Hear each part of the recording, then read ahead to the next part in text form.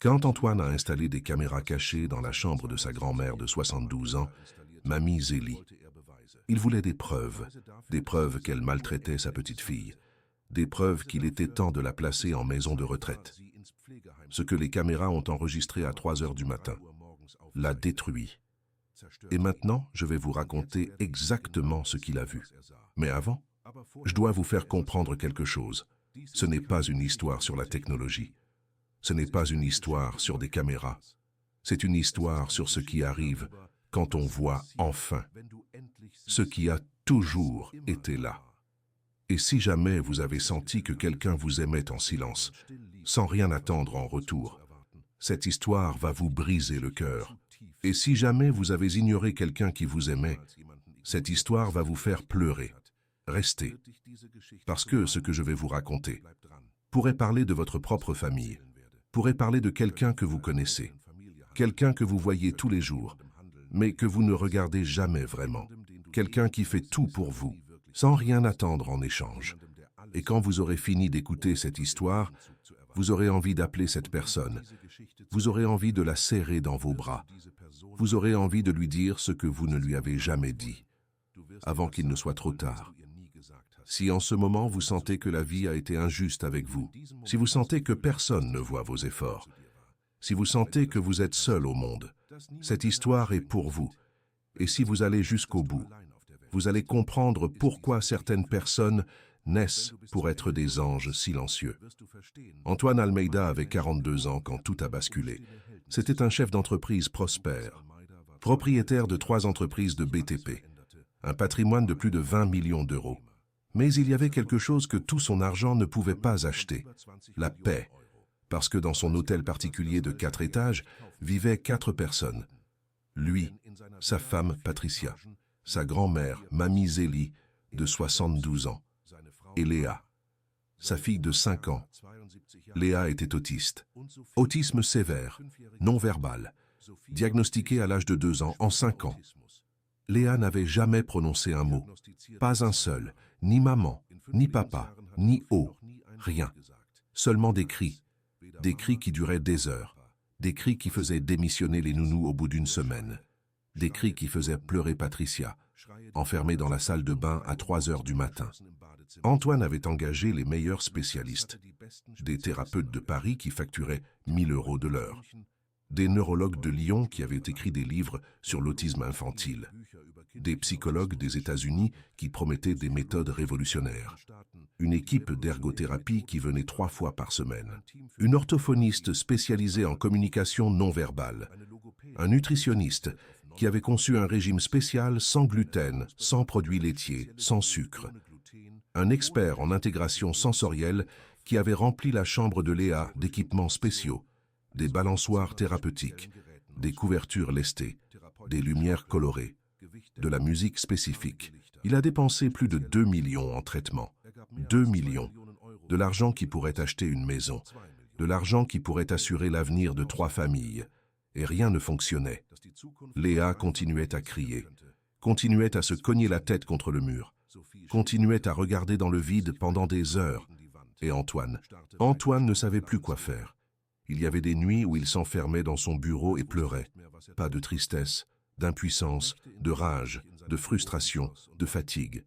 Il se demandait ce qu'il avait mal fait, s'il avait trop travaillé pendant la grossesse de Patricia, s'il avait négligé quelque chose, si c'était une punition pour un péché qu'il ne se souvenait pas avoir commis. Il se demandait pourquoi les enfants de ses amis étaient normaux, pourquoi ils pouvaient aller dans les parcs, aux fêtes, aux restaurants, pourquoi ils pouvaient parler, rire, jouer, alors que Léa ne pouvait que crier, de ne pas comprendre pourquoi sa fille avait été née ainsi, pourquoi lui, pourquoi sa famille, pourquoi Léa. Qu'avait-elle fait pour mériter ça? Une enfant innocente, piégée dans un monde qu'elle ne pouvait pas comprendre, dans un corps qu'elle ne pouvait pas contrôler, dans un esprit qui fonctionnait différemment. Patricia lui disait que c'était une épreuve du destin, qu'ils avaient peut-être fait quelque chose de mal dans une autre vie, que c'était peut-être génétique, que c'était peut-être sa faute d'avoir autant travaillé pendant la grossesse. Et Antoine ne savait pas quoi répondre, parce qu'il n'avait pas de réponse. Personne n'en avait. Les nounous allaient et venaient comme des fantômes. La première a duré une semaine, la deuxième 3 jours. La troisième n'a même pas fait 24 heures. Léa les terrifiait avec ses cris, les mordait, leur arrachait les cheveux, leur jetait tout ce qu'elle trouvait. Et aucune somme d'argent n'était suffisante pour qu'elle reste. Antoine a fini par offrir le triple du salaire normal. Personne n'acceptait. Tout le monde fuyait, tout le monde, sauf une personne.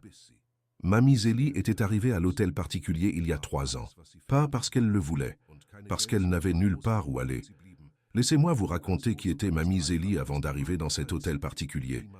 Zéphirine Marie Dubois est née en 1953 dans un quartier pauvre de Marseille. Son père travaillait sur le port à décharger des sacs. Sa mère faisait des ménages pour des familles bourgeoises. Zélie était la 5e d'une fratrie de 8 enfants. Elle n'a pas fini l'école. Elle a dû travailler dès l'âge de 9 ans. D'abord à garder les enfants des voisins, ensuite à faire le ménage, puis à faire la plonge dans des restaurants. À 17 ans, elle a rencontré Georges, un maçon aux yeux tristes et aux mains calleuses. Georges était différent des autres hommes du quartier. Il ne buvait pas, il ne frappait pas, il ne criait pas. Il travaillait du lever au coucher du soleil et rapportait tout l'argent à la maison. Il la regardait comme si elle était la plus belle femme du monde. Même si elle portait des robes rapiécées et qu'elle avait les mains abîmées à force de faire la lessive. Ils se sont mariés 6 mois plus tard, lors d'une petite cérémonie, sans fleurs, sans robe blanche, sans voyage de noces, mais avec de l'amour. Beaucoup d'amour.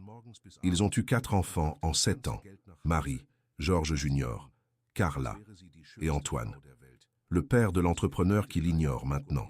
Ce furent des années difficiles, mais heureuses. Georges travaillait sur des chantiers. Zélie faisait des ménages. Il n'avait pas beaucoup d'argent. Mais les enfants n'ont jamais eu faim, n'ont jamais dormi sans un baiser de bonne nuit, n'ont jamais cessé de se sentir aimés. Mais la vie n'a pas été tendre avec Mamie Zélie. En 1978, alors qu'elle avait 25 ans, Georges est mort.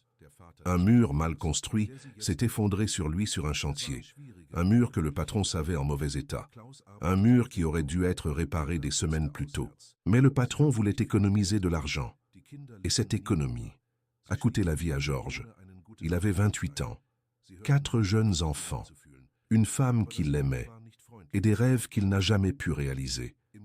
Mamie Zélie était à la maison quand la nouvelle est arrivée, en train de faire la lessive, en train de chanter, en train de penser au déjeuner qu'elle préparerait pour Georges. Et soudain, on frappa à la porte et son monde s'écroula. L'employeur ne versa aucune indemnité. Il déclara que Georges avait été imprudent, que ce n'était pas sa faute, qu'il ne devait rien. L'État n'offrit aucune aide. À cette époque, les pauvres n'avaient aucun droit. Les travailleurs n'avaient aucune protection. Les veuves n'avaient aucune voix. Et Mamie Zélie se retrouva seule, avec 4 jeunes enfants qui réclamaient leur père, sans argent pour les funérailles, sans instruction pour trouver un emploi meilleur, sans personne pour l'aider. Elle travailla comme femme de ménage chez des riches pendant 45 ans, et quand son corps ne put plus supporter, quand ses genoux refusèrent de s'agenouiller pour laver les sols, quand ses mains furent incapables de tordre les chiffons, il ne lui restait qu'une option, vivre avec son petit-fils Antoine, le seul de ses petits-fils qui avait de l'argent, le seul qui pouvait subvenir à ses besoins. Chloé n'était pas ravie de cette décision. Dès le premier jour, elle fit comprendre que Mamie Zélie était un fardeau, un boulet, une bouche de plus à nourrir. Elle lui donna la plus petite chambre de l'hôtel particulier, une chambre au sous-sol, sans fenêtre, avec un vieux lit et une salle de bain partagée. Et elle établit des règles. Mamie Zélie n'avait pas le droit de monter au premier étage. Elle ne pouvait pas utiliser la cuisine principale. Elle ne pouvait pas parler aux visiteurs. Elle ne pouvait pas être dans le salon quand il y avait des invités, comme si elle voulait qu'elle soit invisible. Et Mamie Zélie obéit, sans se plaindre, sans protester. Elle se levait tôt, prenait un expresso seule dans sa chambre, et passait la journée à regarder la télévision sur un vieil appareil qu'Antoine lui avait donné. Elle ne parlait presque pas. Elle ne demandait presque rien. Elle était comme un fantôme que tout le monde préférait ignorer. Et personne, absolument personne, ne lui demandait comment elle allait. Personne ne lui demandait si elle avait besoin de quelque chose. Personne ne lui demandait si elle était triste. Personne ne lui demandait si sa maison lui manquait, si sa vie lui manquait, si le fait d'être quelqu'un lui manquait. Chloé l'appelait la vieille quand elle parlait avec ses amis au téléphone. C'est un boulet, un fardeau. Elle mange, elle dort et elle ne fait rien. Elle est juste là à prendre de la place. Je ne sais pas pourquoi Antoine a insisté pour la faire venir. Elle devrait être dans une maison de retraite avec les autres vieux. Ses amis lui donnaient de raison. Bien sûr, ma chérie, c'est ta maison. Tu n'as pas à la supporter. Chloé parlait aussi mal d'elle lors des dîners. Quand des invités arrivaient, Mamie Zélie devait rester au sous-sol. Je ne veux pas qu'il la voie. C'est honteux. Une vieille de Marseille dans une maison comme celle-ci. Antoine ne disait rien. Il aurait dû défendre sa grand-mère. Il aurait dû fixer des limites à sa femme.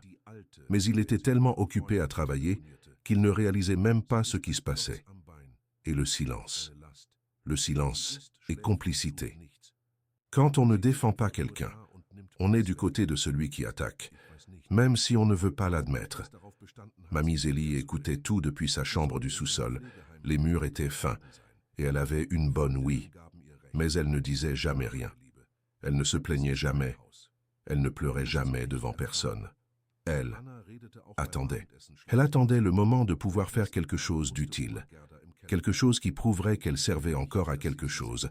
Quelque chose qui justifierait son existence dans cette maison. Et ce moment arriva quand elle rencontra Léa. La première fois que Mamie Zélie vit son arrière-petite-fille, quelque chose d'étrange se produisit. Quelque chose qui ne peut s'expliquer avec des mots. Quelque chose que seuls ceux qui ont vécu une perte profonde peuvent comprendre. Léa avait 2 ans. Elle était en pleine crise, hurlant, se cognant la tête contre le sol, s'arrachant les cheveux, mordant tout ce qu'elle trouvait. La babysitter de service pleurait dans un coin, le visage rouge à cause des coups que Léa lui avait donnés. Chloé criait qu'elle n'en pouvait plus, qu'elle allait devenir folle, qu'il devait l'interner quelque part. Antoine n'était pas là, comme toujours. Il était au bureau, à signer des contrats, à faire de l'argent, à fuir la réalité de sa propre maison. Et Mamie Zélie, qui était montée chercher un verre d'eau, parce que celui du sous-sol était cassé, et personne ne s'était donné la peine de le réparer, resta paralysée à la porte, non pas à cause du bruit, non pas à cause de la violence, non pas à cause du chaos, mais parce qu'elle reconnut quelque chose dans les yeux de Léa, quelque chose dans la façon dont elle se balançait, quelque chose dans le ton de ses cris, quelque chose qu'elle avait déjà vu, il y a de nombreuses années, chez une autre enfant, une enfant qui n'existait plus, une enfant que le monde avait détruite, une enfant que Mamie Zélie n'avait pas pu sauver. Et à ce moment précis, debout à la porte, le cœur battant si fort qu'elle pouvait l'entendre, Mamie Zélie prit une décision qui changerait tout. Cette fois, je ne vais pas échouer. Mais il y avait quelque chose que personne ne savait, quelque chose qui se passait quand tout le monde dormait, quelque chose que les caméras allaient révéler. L'idée des caméras venait de Chloé, un mardi soir. Après que Léa ait eu une crise qui dura 4 heures, Chloé explosa. « J'en ai marre, Antoine. Marre. Cette fille doit aller dans une clinique.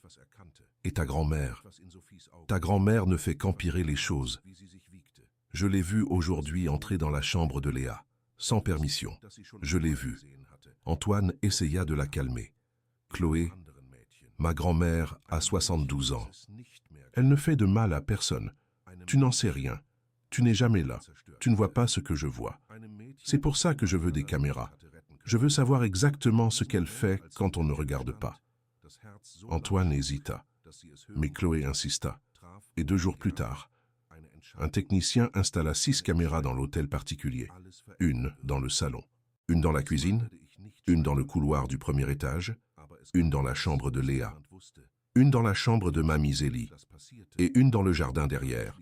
Des caméras avec vision nocturne, des caméras qui enregistraient 24 heures sur 24, des caméras qui envoyaient des images directement sur le téléphone portable d'Antoine. Chloé sourit quand le technicien eut terminé. « Maintenant, on va voir la vérité. » Antoine ne dit rien, mais intérieurement, il ressentait quelque chose de désagréable, quelque chose qu'il ne pouvait pas expliquer. C'était comme s'il trahissait sa propre grand-mère, la femme qu'il avait élevée quand sa mère travaillait, la femme qui lui faisait de la soupe quand il était malade, la femme qui lui racontait des histoires pour s'endormir. Mais Chloé avait raison, n'était-ce pas? Il fallait savoir la vérité. Si en ce moment, vous pensez savoir ce qui va se passer, vous vous trompez, parce que ce que les caméras ont capturé était bien plus que ce que quiconque attendait, bien plus. Les 3 premiers jours, les caméras ne montrèrent rien de spécial. Mamie Zélie se levait à 6 heures, prenait un expresso, regardait la télévision, mangeait seule, se couchait à 21 heures. Léa avait ses crises. Chloé l'ignorait ou criait. Les babysitters allaient et venaient. Tout était normal. Tout était prévisible. Mais lors de la 4e nuit, quelque chose changea. Il était 2h47 du matin. Antoine était dans son bureau, en train de vérifier ses emails. Son téléphone portable vibra. Alerte de mouvement. Caméra 5. Chambre de Mamie Zélie. Antoine ouvrit l'application, et ce qu'il vit le glaça. Mamie Zélie était debout, au milieu de l'obscurité, les yeux ouverts, regardant vers la porte, comme si elle attendait quelque chose. Antoine sentit un frisson. Que diable fait-elle éveillée à cette heure? Alors Mamie Zélie se mit à bouger, lentement. Elle sortit de sa chambre, monta les escaliers et s'arrêta devant la porte de la chambre de Léa. Antoine changea pour la caméra 4 et vit sa grand-mère ouvrir la porte, entrer et refermer derrière elle. Le cœur d'Antoine s'accéléra. Pourquoi ma grand-mère est-elle dans la chambre de ma fille à 3 heures du matin? Ses doigts tremblaient, tandis qu'il changeait l'angle de la caméra. Et alors, il vit. Léa était éveillée, assise sur le lit, se berçant d'avant en arrière, comme elle le faisait toujours avant une crise. Mamie Zélie s'approcha, doucement, sans hâte. Elle s'assit au bord du lit et commença à chanter. Antoine augmenta le volume. C'était une chanson qu'il n'avait jamais entendue, une mélodie douce, des mots dans une langue qu'il ne reconnaissait pas. Ce n'était pas du français, ce n'était pas de l'espagnol, ça ressemblait à de l'africain. Mamie Zélie chantait les yeux fermés, avec une voix rauque mais douce, avec une tendresse qu'Antoine ne lui avait jamais vue. Et Léa arrêta de se bercer. Elle resta immobile, complètement immobile, regardant son arrière-grand-mère. Antoine n'en croyait pas ses yeux. Léa ne restait jamais immobile. Jamais. En 5 ans de vie, Antoine n'avait pas vu sa fille rester immobile plus de 30 secondes. Même pas endormie. Même en dormant, elle bougeait. Elle se secouait. Elle gémissait. Elle pleurait en dormant. Les thérapeutes disaient qu'il était impossible de la calmer sans médicaments. Ils avaient essayé la mélatonine. Ils avaient essayé des sédatifs légers. Ils avaient essayé des antihistaminiques. Tout pour qu'elle puisse dormir quelques heures d'affilée. Et rien ne fonctionnait. Rien. Mais là, elle était là, immobile, en silence, regardant une femme de 72 ans qui chantait dans l'obscurité, sans médicaments, sans équipements spéciaux, sans technique révolutionnaire, seulement une vieille dame, une chanson et de l'amour. Antoine ne pouvait pas quitter l'écran des yeux. C'était comme voir de la magie réelle, de la magie qui ne coûtait pas 2 millions, de la magie qui ne venait pas de spécialistes, de la magie qui venait d'une vieille que tout le monde considérait comme inutile. Si cette histoire vous fait ressentir quelque chose maintenant, si vous sentez quelque chose vous serrer la poitrine, c'est parce que vous savez que c'est réel, parce que vous connaissez quelqu'un comme Mamie Zélie, parce que peut-être vous êtes Mamie Zélie. Peut-être êtes-vous la personne qui fait tout en silence, qui ne reçoit jamais de crédit, qui ne reçoit jamais de remerciements, qui continue juste, parce que quelqu'un doit le faire, si c'est le cas. Cette histoire est pour vous. La chanson dura presque 10 minutes. Quand elle se termina, Mamie Zélie fit quelque chose qu'Antoine n'oublierait jamais. Elle ouvrit les bras. Et Léa s'approcha, se coucha sur les genoux de son arrière-grand-mère et ferma les yeux. Antoine vit sa fille s'endormir, tranquille, en paix, pour la première fois en 5 ans. Mamie Zélie resta là, sans bouger, avec Léa dans ses bras, pendant 2 heures, jusqu'à 5 heures du matin. Alors, avec une précaution infinie, elle coucha la petite fille sur le lit, la borda, lui embrassa le front et sortit de la chambre, sans faire de bruit, comme si elle n'avait jamais été là. Antoine ferma l'application. Ses mains tremblaient. Ses yeux étaient pleins de larmes, et il n'avait qu'une seule question en tête. Depuis combien de temps fait-elle ça? Le lendemain, Antoine annula toutes ses réunions. Il appela son assistante. « Je ne vais pas au bureau aujourd'hui, ni demain, ni après-demain. Annule tout. » L'assistante fut surprise. « Monsieur Antoine, vous avez une réunion avec les investisseurs de... » « Annule. Tout. » Il raccrocha le téléphone. Il alla à la cuisine, prépara un expresso, ferme la porte de son bureau, éteignit son deuxième téléphone, déconnecta Internet de l'ordinateur de travail et s'assit devant l'écran, seul, en silence, sans distraction. Il ouvrit l'application des caméras et commença à revoir les enregistrements, tous, depuis le premier jour, heure par heure, minute par minute, seconde par seconde. Il passa 8 heures à regarder des vidéos, sans manger, sans aller aux toilettes, sans répondre aux appels qui vibraient sur son téléphone éteint, sans bouger de sa chaise. Patricia frappa à la porte 2 fois. Antoine ne répondit pas. Elle pensa qu'il était en conversation importante. Elle ne savait pas que son mari était en train de voir son monde s'écrouler sur un écran d'ordinateur. Elle ne savait pas que chaque vidéo le faisait se sentir plus petit, plus honteux, plus coupable. Et ce qu'il découvrit le détruisit. Mamie Zélie allait dans la chambre de Léa tous les soirs, tous, depuis que les caméras avaient été installées. Depuis avant, probablement. Des années, peut-être. Chaque nuit, entre 2 et 3 heures du matin, quand tout le monde dormait, la femme de 72 ans montait les escaliers avec ses genoux usés, entrait dans la chambre, chantait et calmait la petite fille que personne d'autre ne pouvait calmer, sans rien dire à personne, sans demander de reconnaissance, sans attendre de gratitude. Juste, elle le faisait. Mais ce n'était pas le plus bouleversant. Le plus bouleversant vint dans l'enregistrement du 7e jour. Il était 3h17 du matin. Mamie Zélie chantait comme d'habitude. Léa était calme comme d'habitude. Mais alors, quelque chose de différent se produisit. Léa leva la main, lentement, et toucha le visage de son arrière-grand-mère. Antoine retint son souffle.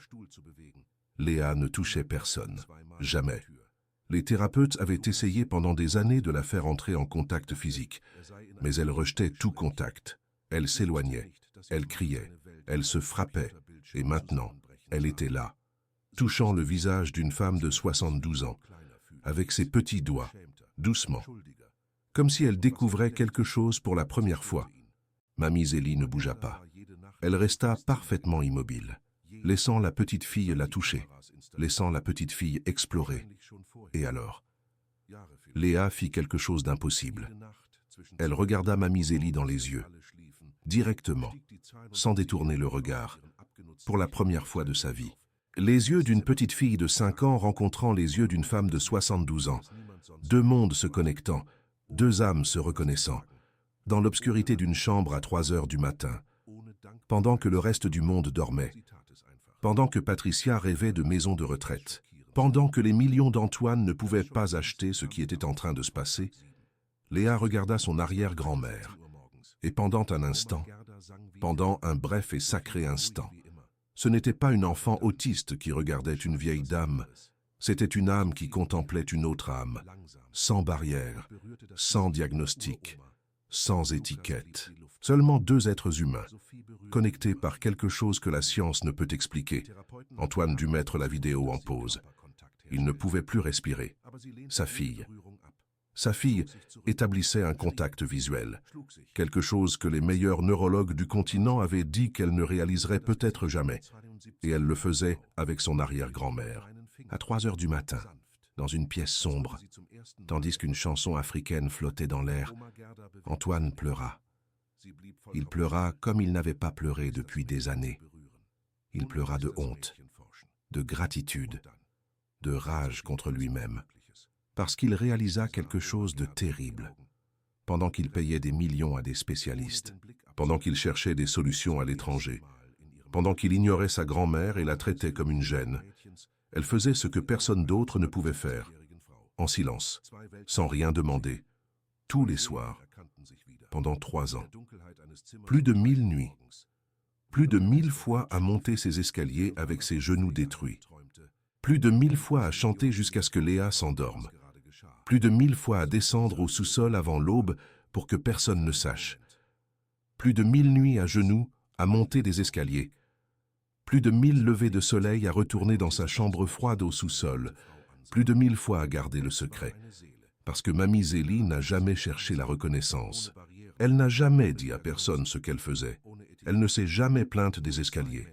Elle n'a jamais mentionné la douleur dans ses articulations. Elle n'a jamais demandé une chambre plus près de Léa. Simplement, elle le faisait, nuit après nuit, en silence, comme elle l'avait fait toute sa vie. Parce que c'est ce que font les personnes qui aiment vraiment. Elles n'attendent pas d'applaudissements. Elles n'attendent pas de médailles. Elles n'attendent pas que quelqu'un remarque leur sacrifice. Elles aiment seulement. Et l'amour véritable n'a pas besoin de témoins. Et Antoine n'en avait aucune idée. Personne n'en avait la moindre idée. Il se demanda combien de fois Patricia s'était plainte que Léa dormait mal. Combien de fois ils avaient augmenté la médication. Combien de fois ils avaient blâmé les nounous. Quand tout le temps, tout ce satané temps, c'était sa grand-mère qui prenait soin d'elle, qui l'aimait, qui la sauvait, sans rien demander en retour. Antoine se sentit comme le pire être humain du monde, le plus aveugle, le plus sourd, le plus ingrat. Et il sut qu'il devait faire quelque chose. Cet après-midi-là, Antoine fit quelque chose qu'il n'avait jamais fait. Il descendit au sous-sol et frappa à la porte de sa grand-mère. Mamie Zélie ouvrit la porte avec surprise. « Antoine, qu'est-ce qui se passe ?» Ce n'était pas une question, c'était une affirmation. La voix d'une femme qui avait vécu suffisamment pour reconnaître quand quelque chose d'important était sur le point de se produire. Antoine ne put pas parler. Il la serra seulement dans ses bras et pleura sur son épaule, comme quand il était enfant. Quand il put enfin parler, Antoine lui raconta tout. Les caméras, les enregistrements, ce qu'il avait vu. Mamie Zélie écouta en silence. Et quand Antoine eut terminé, elle dit seulement une chose. « Je savais pour les caméras. » Antoine la regarda confus. « Comment ?»« J'ai vu le technicien les installer. Je ne suis pas idiote, mon petit. Je sais reconnaître une caméra. Mais alors, pourquoi tu n'as rien dit? Pourquoi tu as continué à aller dans la chambre de Léa en sachant que tu étais filmé ?» Mamie Zélie sourit, un sourire triste et sage. « Parce que je ne le fais pas pour être vu, Antoine. Je le fais parce que cet enfant a besoin de moi. Et moi, j'ai besoin d'elle. » Ce soir-là, Antoine lui posa une question qui le brûlait de l'intérieur depuis des jours. « Mamie, cette chanson, celle que tu chantes à Léa, qu'est-ce que c'est ?» Mamie Zélie resta silencieuse pendant un long moment. Ses yeux se remplirent de larmes, et alors elle parla. « C'était une chanson que ma mère me chantait, et sa mère à elle, et ainsi de suite, depuis des générations. Elle vient d'Afrique, d'avant qu'on nous emmène ici. Je ne sais pas exactement ce que disent les mots, mais je sais ce qu'ils signifient. Il signifie que tu es en sécurité, que tu n'es pas seul, que quelqu'un t'aime. » Antoine acquiesça, ému. Mais alors Mamie Zélie dit quelque chose qui le brisa complètement. « J'avais une fille, Antoine, ta tante Camille. Tu ne l'as pas connue. Elle est morte avant que tu naisses. Elle avait 19 ans. » Antoine sentit un vide dans son estomac. Il n'avait jamais entendu parler d'une tante Camille. Que lui est-il arrivé? Mamie Zélie respira profondément. Et ce qu'elle dit ensuite brisa le cœur d'Antoine. Camille était spéciale, comme Léa. Elle ne parlait pas. Elle ne regardait pas dans les yeux. Les docteurs de cette époque ne savaient pas ce que c'était. Ils l'appelaient retardée, folle, possédée. Ils disaient que c'était une épreuve du destin pour mes péchés, que je devais l'emmener dans un asile, que je devais l'oublier. La voix de mamie Zélie tremblait, mais je savais que ce n'était rien de tout ça. Je savais qu'elle était juste différente, qu'elle avait une façon différente de voir le monde, et qu'elle méritait l'amour comme n'importe qui d'autre. Antoine sentait que l'air devenait lourd. Camille était ma troisième fille. Elle est née en 1972. Elle était magnifique. Elle avait les grands yeux de son père, le sourire de ma mère. Mais elle n'a jamais parlé. Elle n'a jamais regardé dans les yeux. Elle n'a jamais joué avec d'autres enfants. Elle s'asseyait seule. Elle regardait le mur. Elle se balançait d'avant en arrière, exactement comme Léa. Antoine sentit un frisson. Et la chanson que tu chantes à Léa.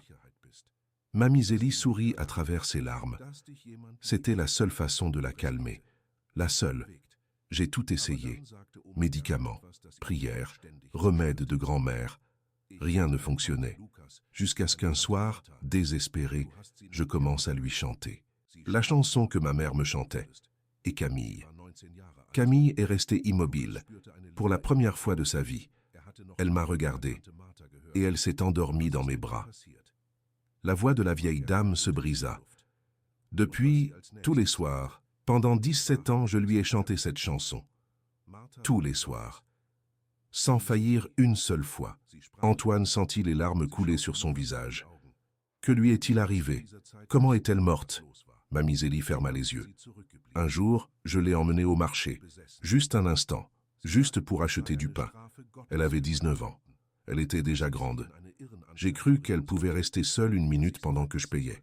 Juste une minute. Et quand je me suis retourné, elle n'était plus là. Je l'ai cherchée dans tout le marché. J'ai crié son nom. J'ai couru dans les rues. J'ai demandé de l'aide. Personne ne l'avait vue. Nous l'avons cherchée pendant 3 jours. La police, les voisins, toute la communauté. J'ai marché jour et nuit, sans manger, sans dormir, en criant son nom jusqu'à ne plus avoir de voix. Et au 3e jour, ils l'ont retrouvée dans la Seine. Mamie Zélie s'arrêta. Sa voix tremblait. Ses mains tremblaient. Tout son corps tremblait sous le poids d'un souvenir qu'elle gardait enfoui depuis plus de 50 ans. Elle était assise sur la berge, regardant l'eau, comme si elle l'attendait, comme si elle savait qu'elle allait la trouver là. Ils disent qu'elle s'est noyée, que c'était un accident. Mais moi, je connais la vérité. Je sais que le monde a été trop cruel avec elle, trop bruyant, trop confus. Et elle voulait juste la paix, le silence, le calme. Et elle l'a trouvée dans la rivière. Les larmes coulaient sur le visage de la vieille dame. Pendant des années, je me suis blâmé. Je me suis demandé ce qui se serait passé si je ne l'avais pas laissée seule, si j'avais été plus patient, si j'avais mieux compris ce dont elle avait besoin, si le monde avait été différent, si les médecins avaient su ce qu'ils savent maintenant sur l'autisme. Mamie Zélie regarda Antoine avec une intensité qu'il n'oublierait jamais. Mais quand j'ai vu Léa, quand j'ai vu ses yeux, quand j'ai vu comment elle se balançait comme Mathilde, quand j'ai vu que le monde la traitait aussi mal, j'ai su que le destin me donnait une autre chance, pas pour la sauver. Elle n'a pas besoin d'être sauvée. Elle n'est pas brisée. Elle est juste différente, comme l'était Mathilde, et elle mérite d'être aimée exactement comme elle est, sans que personne n'essaie de la changer, sans que personne n'essaie de la guérir, juste l'aimer, tous les jours qu'il me reste, chaque nuit, chaque chanson, chaque câlin, jusqu'à mon dernier souffle. Antoine serra sa grand-mère dans ses bras, et dans cette étreinte, il comprit quelque chose qui changerait sa vie pour toujours. L'amour ne se mesure pas en argent, il ne se mesure pas en traitement, il ne se mesure pas en spécialiste, il se mesure en présence, en constance, en étant là quand personne ne regarde. Cette même nuit, Antoine parla avec Sophie. Il lui montra les vidéos. Il lui raconta l'histoire de tante Mathilde. Sophie pleura, de honte, de remords, de culpabilité pour la façon dont elle avait traité mamie Zélie pendant 3 ans. Et quand elle eut fini de pleurer, elle dit quelque chose qu'Antoine ne s'attendait jamais à entendre. Il faut tout changer. Les changements commencèrent le lendemain. La chambre du sous-sol fut fermée. Antoine appela une entreprise de déménagement. 3 hommes descendirent au sous-sol pour emballer les affaires de mamie Zélie. Il n'y avait pas grand-chose à emballer. une vieille valise avec des vêtements usés, quelques photos jaunies, un chapelet de sa mère et une poupée de chiffon. Une vieille poupée, usée, avec un œil en moins. Quand Antoine demanda pour la poupée, mamie Zélie resta silencieuse un moment. Elle était à Mathilde. Je l'ai faite de mes propres mains quand elle avait 3 ans. Elle ne l'a jamais quittée, jusqu'au jour de sa mort. Antoine sentit un nœud dans sa gorge. Je peux la donner à Léa. Mamie Zélie sourit. C'est pour ça que je l'ai gardée toutes ces années. À attendre de trouver une autre petite fille qui en ait besoin. Mamie Zélie fut transférée au 2e étage, dans une chambre lumineuse, avec de grandes fenêtres, avec sa propre salle de bain, avec vue sur le jardin. Antoine avait fait refaire tout, de nouveaux rideaux, de nouveaux meubles, un nouveau lit, un lit large et confortable pour ses genoux douloureux, un fauteuil près de la fenêtre pour voir le coucher du soleil, un nouveau téléviseur, pas le vieil appareil du sous-sol. Et le plus important, à côté de la chambre de Léa, avec une porte communicante, pour qu'elle puisse aller la voir sans avoir à monter les escaliers avec ses genoux usés. Quand mamie Zélie vit la chambre, elle pleura. Pas de tristesse, de joie. C'était la première fois depuis des années que quelqu'un lui donnait quelque chose. La première fois que quelqu'un pensait à elle. La première fois qu'elle se sentait vue, valorisée, importante, humaine. Pendant 3 ans, elle avait vécu dans le sous-sol comme si elle était invisible, comme si elle était un vieux meuble que personne ne veut, mais que personne n'ose jeter. Elle avait mangé seule plus de 1000 fois. Elle avait passé des nuits de Noël seule pendant que la famille célébrait en haut. Elle avait entendu Sophie l'appeler encombrement, charge, vieille inutile. Et elle ne s'était jamais plainte. Elle n'avait jamais rien demandé. Elle n'avait jamais exigé de respect. Parce que c'est ainsi qu'elle avait été élevée. Les femmes de sa génération ne se plaignaient pas. Elles enduraient. Elles souffraient en silence. Elles continuaient. Mais maintenant, debout dans cette chambre lumineuse, avec les nouveaux rideaux et le lit confortable et la vue sur le jardin, mamie Zélie se permit de ressentir quelque chose qu'elle n'avait pas ressenti depuis longtemps. De l'espoir. De l'espoir que ces dernières années seraient différentes. De l'espoir qu'elle serait enfin traitée comme une famille. De l'espoir que son amour silencieux avait enfin été vu. Sophie a également changé, pas du jour au lendemain, mais elle a changé. Elle a commencé à saluer mamie Zélie le matin, à lui demander si elle avait besoin de quelque chose, à l'inclure dans les repas de famille, à la traiter comme ce qu'elle était, la famille. Ce n'était pas facile pour Sophie d'admettre qu'elle avait eu tort, qu'elle avait maltraité une femme qui voulait seulement aider, qu'elle avait jugé sans connaître. Mais elle l'a fait, petit à petit, jour après jour. Et mamie Zélie lui a pardonné, sans rancune, sans reproche. Parce que c'est ce que font les personnes qui ont beaucoup souffert. Elles pardonnent, parce qu'elles savent ce que c'est que d'avoir besoin de pardon. Mais les changements ne se sont pas arrêtés là. Antoine engagea un thérapeute spécialisé dans l'autisme, pas pour remplacer sa grand-mère, pour travailler avec elle, pour apprendre d'elle, pour comprendre ce qu'elle faisait qui fonctionnait si bien. Le thérapeute fut stupéfait. Ce que votre grand-mère fait a un nom, dit-il. Ça s'appelle la régulation sensorielle par la prédictibilité. Le chant, toujours à la même heure, toujours la même mélodie, donne à Léa une structure que son cerveau peut traiter. C'est exactement ce que les meilleurs protocoles recommandent. Sauf qu'elle l'a découvert seule, sans étudier, sans formation, juste avec amour, qu'Antoine ressentit de la fierté. Une fierté qu'il n'avait jamais ressentie pour sa grand-mère. Les mois suivants furent de transformation. Léa commença à s'améliorer, pas miraculeusement, pas du jour au lendemain, mais constamment. Elle commença à tolérer le contact physique avec d'autres personnes que son arrière-grand-mère. Elle commença à regarder ses parents dans les yeux. Elle commença à répondre à son nom. Petite victoire, énorme victoire. Chacune célébrée comme si c'était un miracle.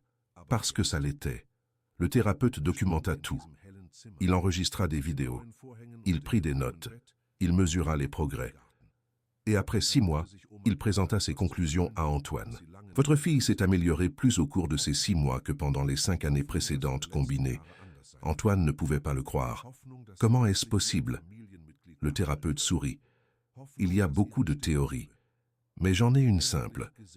Votre grand-mère lui donne quelque chose qu'aucun thérapeute ne peut donner.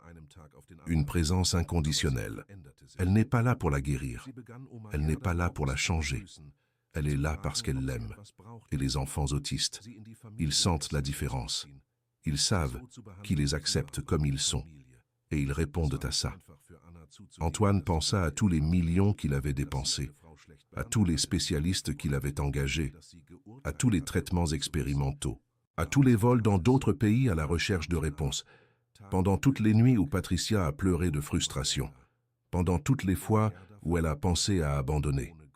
Et aucun, absolument aucun, n'avait réussi ce qu'une femme de 72 ans, sans études, sans formation, sans titre, sans diplôme, avait accompli avec une chanson et une étreinte. Une femme qui ne savait ni lire, ni écrire. Une femme qui avait nettoyé des maisons toute sa vie. Une femme qui dormait dans un studio de bonne, pendant qu'il vivait dans un hôtel particulier. Une femme qu'il avait traitée comme si elle n'existait pas. Cette femme avait fait plus pour Léa que tous les experts du monde réunis. Et Antoine prit conscience d'une vérité douloureuse. Ce n'était pas seulement que les spécialistes avaient échoué. C'était lui qui avait échoué. Il avait échoué à voir ce qu'il avait sous les yeux. Il avait échoué à écouter sa grand-mère, Mamie Zélie. Il avait échoué à lui donner une chance. Il avait échoué en tant que petit-fils, en tant que père, en tant qu'être humain. Et maintenant, il devait vivre avec cette vérité. Si cette histoire vous enseigne quelque chose, si elle change la façon dont vous voyez les personnes âgées dans votre vie, alors elle atteint son but. Parce que nous devons nous souvenir que l'expérience vaut plus que les diplômes, que l'amour vaut plus que l'argent, que les personnes que nous ignorons peuvent être les plus importantes. Et alors, un jour, il s'est passé quelque chose que personne n'attendait. C'était un dimanche après-midi. Mamie Zélie était assise dans le jardin, profitant du soleil. Léa était à ses côtés, jouant avec une poupée de chiffon, une vieille poupée. La même poupée qui avait appartenu à tante Agathe il y a plus de 50 ans. Mamie Zélie l'avait donnée à Léa le jour où elle avait emménagé dans sa nouvelle chambre. Et Léa ne la quittait jamais. Elle dormait avec elle. Elle mangeait avec elle. Elle l'emmenait partout. Antoine et Patricia étaient dans la cuisine, en train de préparer le déjeuner, quand ils ont entendu quelque chose qui les a fait lâcher tout ce qu'ils avaient dans les mains. Une voix, une petite voix, une voix qu'ils n'avaient jamais entendue. Zélie. Antoine courut dans le jardin, et ce qu'il vit le laissa paralysé. Léa était debout, regardant son arrière-grand-mère, la bouche ouverte. Et elle le répéta, « Zélie !» Mamie Zélie resta immobile, les larmes coulant sur ses joues ridées. Et alors, elle ouvrit les bras. Léa courut vers elle. Elles s'embrassèrent, et la petite fille répéta le mot, encore et encore. Zélie, Zélie, Zélie. Si vous pleurez en ce moment même, c'est normal. C'est normal de pleurer. C'est normal de ressentir. C'est normal de se souvenir des personnes qui vous ont aimé en silence. Des grands-parents qui ne sont plus là. Des parents qui n'ont jamais dit « je t'aime », mais l'ont démontré chaque jour. Des personnes invisibles qui ont tout fait pour vous sans rien attendre en retour. Cette histoire est pour eux et pour vous, pour que vous n'oubliez jamais. C'était le premier mot de Léa, en 5 ans de vie. 1825 jours de silence. Plus de 43 000 heures sans un seul mot. Et maintenant, un mot, un seul mot.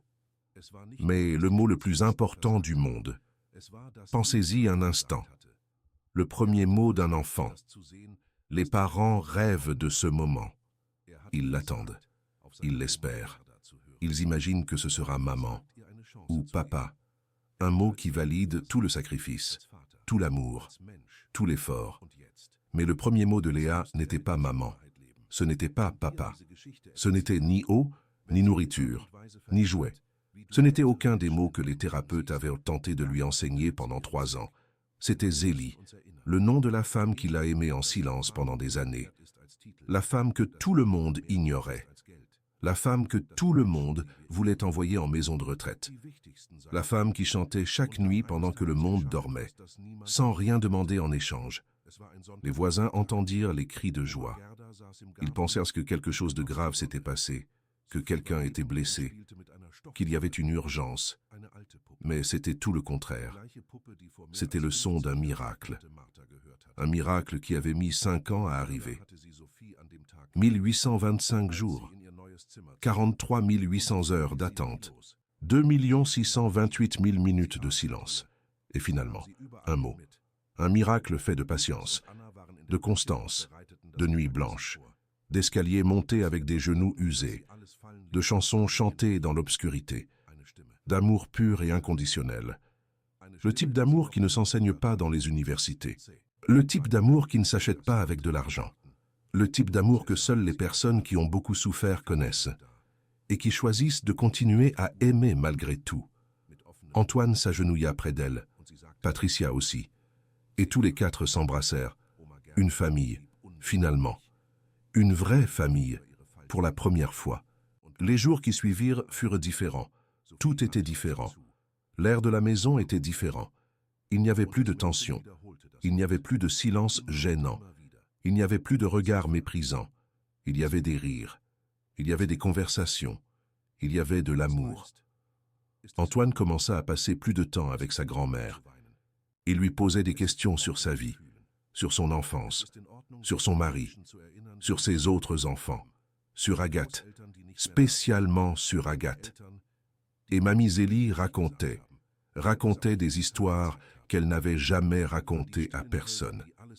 Histoire de douleur, histoire de perte, histoire de survie, histoire d'amour. Et Antoine écoutait, pour la première fois de sa vie. Il écoutait, pas pour répondre, pas pour donner son avis, seulement pour comprendre, pour connaître la femme qui avait élevé son père, la femme qui avait souffert plus qu'il ne souffrirait jamais, la femme qui, malgré tout, continuait d'aimer, continuait de donner, continuait d'être une lumière dans l'obscurité. Patricia changea également sa relation avec Mamie Zélie. Elles commencèrent à cuisiner ensemble, des recettes anciennes de la famille de Mamie Zélie, des plats qui n'étaient plus préparés depuis des décennies, le pot-au-feu comme le faisait sa mère, la ratatouille comme la faisait sa grand-mère, la crème brûlée à l'ancienne, les macarons faits maison. Et pendant qu'elle cuisinait, elle parlait. Patricia découvrit que Mamie Zélie était drôle, qu'elle avait un humour noir extraordinaire, qu'elle racontait des blagues qui la faisaient rire aux larmes, qu'elle était sage d'une façon que les livres n'enseignent pas. Et elle eut honte. Elle eut honte des 3 années pendant lesquelles elle l'avait traitée comme un fardeau, des 3 années pendant lesquelles elle ne l'avait pas regardé dans les yeux, des 3 années pendant lesquelles elle ne lui avait pas donné une chance. Mais Mamie Zélie ne gardait pas rancune. Quand Patricia s'excusa, en pleurant, Mamie Zélie se contenta de la prendre dans ses bras et de dire « Ma petite, il n'y a rien à pardonner. Nous faisons tous de notre mieux avec ce que nous savons. Et maintenant, nous en savons plus. C'est ce qui compte. » Aujourd'hui, alors que je vous raconte cette histoire, 2 années se sont écoulées depuis ce jour dans le jardin. Léa a 7 ans maintenant. Elle est toujours autiste. Elle le sera toujours. Mais elle parle. Pas beaucoup. Pas de manière fluide. Mais elle parle. Elle prononce une vingtaine de mots. Mamie Zélie reste sa préférée. Mamie Zélie a 74 ans. Ses genoux sont de plus en plus douloureux. Elle peut à peine marcher.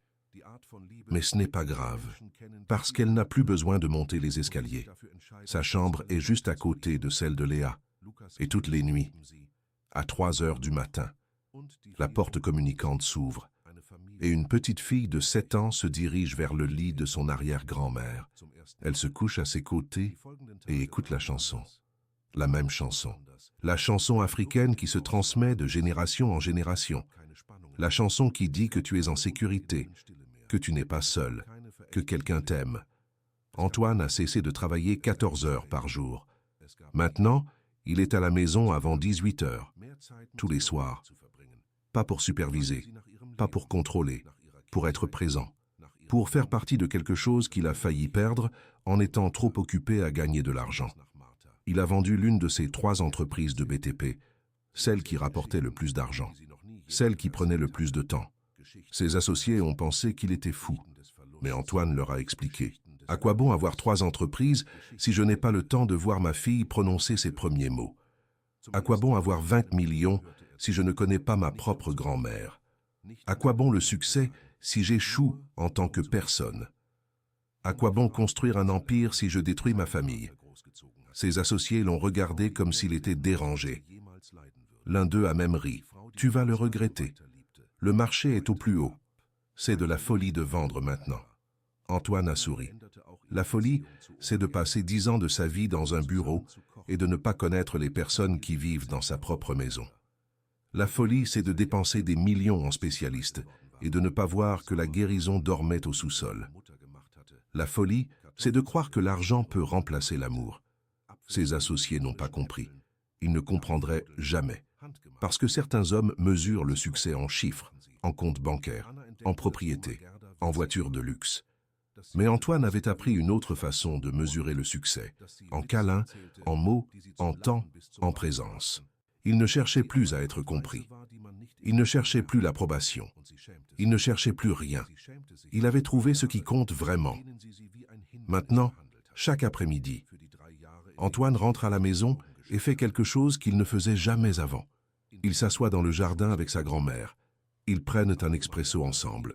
Ils regardent le coucher du soleil et ils parlent. Ou parfois, ils ne parlent pas. Parfois, ils sont juste là, ensemble, en silence. Et ce silence vaut plus que toutes les réunions d'affaires du monde. Patricia ne voit plus Mamie Zélie comme un fardeau. Elle la voit comme un cadeau qu'elle a failli refuser, un cadeau qu'elle a failli envoyer en maison de retraite, un cadeau qui a sauvé sa famille. Les caméras sont toujours installées, mais personne ne les regarde plus pour chercher des preuves de quelque chose de mal. Maintenant, Antoine les regarde pour une autre raison, pour se souvenir, pour ne jamais oublier, pour voir, encore et encore. Le moment où une femme de 72 ans lui a enseigné ce que signifie aimer vraiment. Si vous êtes arrivé jusqu'ici, je veux que vous pensiez à quelque chose. Peut-être qu'il y a quelqu'un dans votre vie qui vous aime en silence, quelqu'un qui ne vous le dit pas, quelqu'un qui ne vous le montre pas de manière évidente, mais qui est là, tous les soirs, toutes les nuits, en faisant quelque chose que personne ne voit, quelque chose que personne ne reconnaît, quelque chose qui pourrait changer votre vie. Si seulement vous y prêtiez attention. Les caméras d'Antoine n'ont pas trouvé une maltraitante. Elles ont trouvé un ange de 72 ans, avec des genoux usés, avec des mains ridées, avec une chanson africaine sur les lèvres et un amour infini dans le cœur. Maintenant, j'ai une question pour vous, et je veux que vous réfléchissiez bien avant de répondre. Qui est l'ange silencieux dans votre vie, qui vous aime sans rien attendre en retour, qui fait quelque chose d'extraordinaire pendant que vous ne regardez pas? C'est peut-être votre mère qui continue à cuisiner pour vous-même si vous ne vivez plus chez elle. C'est peut-être votre père qui ne vous dit jamais « je t'aime », mais qui se lève tôt pour vous emmener au travail. C'est peut-être votre grand-mère qui garde vos photos dans son sac à main, même si vous ne lui rendez pas visite depuis des mois. C'est peut-être un voisin qui relève votre courrier quand vous êtes absent. C'est peut-être un collègue de travail qui vous défend toujours lors des réunions. C'est peut-être quelqu'un qui n'est plus là et que vous n'avez jamais pu remercier. Dites-le-moi dans les commentaires. Dites-moi qui est votre Mamie Zélie, parce que peut-être, juste peut-être, vous avez besoin d'installer vos propres caméras. Pas pour surveiller, pas pour trouver des erreurs, pas pour confirmer des soupçons, pour découvrir, pour voir ce qui a toujours été là, pour remercier avant qu'il ne soit trop tard. Merci d'être resté jusqu'à la fin. Si cette histoire vous a fait ressentir quelque chose, partagez-la. Pas pour moi. Pour toutes les mamies Zélie du monde. Pour toutes les grand-mères invisibles. Pour tous les amours silencieux. Qui méritent d'être vus. Qui méritent d'être reconnus. Qui méritent d'être célébrés. avant qu'il ne soit trop tard. À la prochaine histoire, et souvenez-vous, l'amour véritable ne fait pas de bruit, ne demande pas d'applaudissements, n'a pas besoin de reconnaissance, n'attend rien en retour. Il existe simplement, silencieux, constant, éternel. Et parfois il faut une caméra pour le voir.